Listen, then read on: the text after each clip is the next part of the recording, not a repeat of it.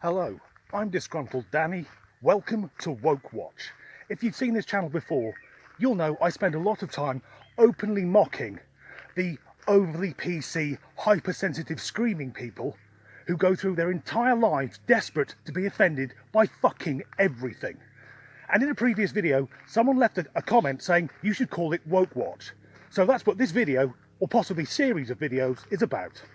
When I was a lad, I thought universities were the pinnacles of education, the places where the brightest young minds went to become the future leaders, politicians, engineers, artists, etc. And often they are. But more and more, they're becoming echo chambers where young people go to get indoctrinated into the cult of the permanently offended. And I think a lot of this is down to the universities themselves. Because although there are lecturers and such like, or people in higher education who are brilliant, there are also plenty of people who go through their own higher education, then go out into the real world and discover it's really fucking difficult. So they go back into higher education as a teacher and effectively spend their entire working lives at school. And now, a university in Massachusetts in the USA is going ultra woke by demanding that the staff and students use less offensive language. So freedom of speech, provided that speech is left-wing, transgender and vegan.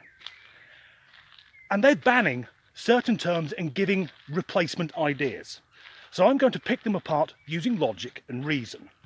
The first phrase to be banned is killing it, which I take to mean when someone is set a task and they excel at it, they do more than was expected. The alternatives suggested are great job or awesome.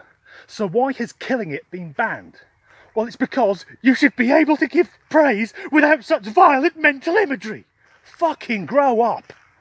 Next to go are the phrases take a stab at it or give it your best shot. The alternatives offered are give it a go or try, which does lack the gravitas. But the reason those phrases have to go is apparently they could be construed as incitement to murder. Take a stab at it or give it your best shot simply means do the best you can, no one can ask any more than that. Now, guns are pretty much banned in the UK, but through the wonders of the internet, I have friends over in the United States.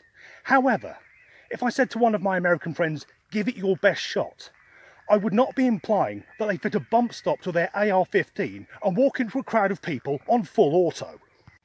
Content note is the replacement for trigger warning. But trigger warning does exactly what it says on the tin. It's warning people who've had traumatic life experiences that what they're about to see or read or hear may be triggering for them. But why's that phrase had to go? Well, because guns have triggers and people are being subjected to subconscious violence. These are the people educating the next generation. Rule of thumb is to be replaced with general rule. And rule of thumb means generally speaking or more often than not. But what's the problem with the phrase? Well, apparently it's historically linked to an English law, and I'm English, I didn't know this, whereby a man could beat his wife, because back in those days there were just the two genders, with a stick, provided it was no thicker than his thumb. Is anyone thinking that with the phrase rule of thumb? Because I've never had a work colleague come up to me and ask how to perform a task, and I've replied, well, in terms of domestic violence, it goes like this. The term guys has also been removed because it's overtly masculine and supports the mythical patriarchy. Also, pronouns like he, him and she, her are to be replaced with friend, loved one or they, them, because that's more inclusive to non-binary people. Of course, people are free to identify as whatever they like. I'm currently trying to identify as an 11th century Norman cathedral, because if that gets accepted, I can apply for £5 million off the National Trust every year for my upkeep. But if you are confused as to what gender you are, there's a remarkably easy way to ascertain it. Put your hand between your legs and have a squeeze. And say people can identify as whatever they like, as long as they don't ask the rest of us to join in their fucking delusions. Mad, crazy and mentally ill all have to go because, as a rule of thumb, don't worry, I'm not beating my wife, they trivialise people living with mental illness. So that's what it's going to be, a person living with a mental illness. That phrase applies to anyone who thinks these new terms are a good idea. There are many more words and phrases on this list of supposed problematic language, But let's have a look at the big hitters. And if you're a woke person, I do apologise if by saying big hitters I've damaged you irreparably. Because it's 2021, everything has to be seen through the lens of race.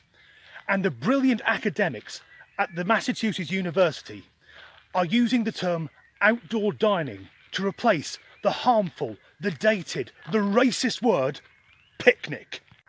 Picnic comes from the French pique-nique, which roughly translates as bring your own food and wine. But back in the bad old days of the USA, it was common for white people to consume food outdoors whilst a black person was being lynched.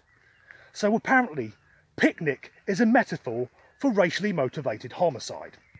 But using the same extremely fuzzy logic, it could be argued that the they, them, friends and loved ones doing the lynching were probably wearing trousers or pants as they're known in the New World. Therefore, anyone wearing trousers must by default be a white supremacist. Incidentally, don't walk about without trousers on, because if you have your genitals on display, that will lead to problems. And finally, we come to what for me is the most confusing one of them all.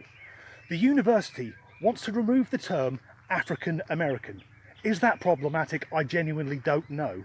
And also the term people of colour, and replace it with black with a capital B. Why I'm baffled is that I thought the term people of colour was a sort of catch-all phrase for anyone who isn't a pale-skinned devil like myself. And I'm fairly confident that if I addressed the lady who owns the local Chinese takeaway as black, that would lead to more problems than it would fix. Besides which, I already have a better alternative, because when I'm speaking to an individual, I don't refer to them by their ethnicity. Instead, I will use his or her, yes, his or her, fuck you woke people, I will use his or her name. Isn't that simpler? Learning about academia is fun, isn't it? Anyway, that's the end of Woke Watch. If you'd like more content like this, please leave a note in the comments, or don't, I won't lose any sleep over it. Either way, thanks for watching.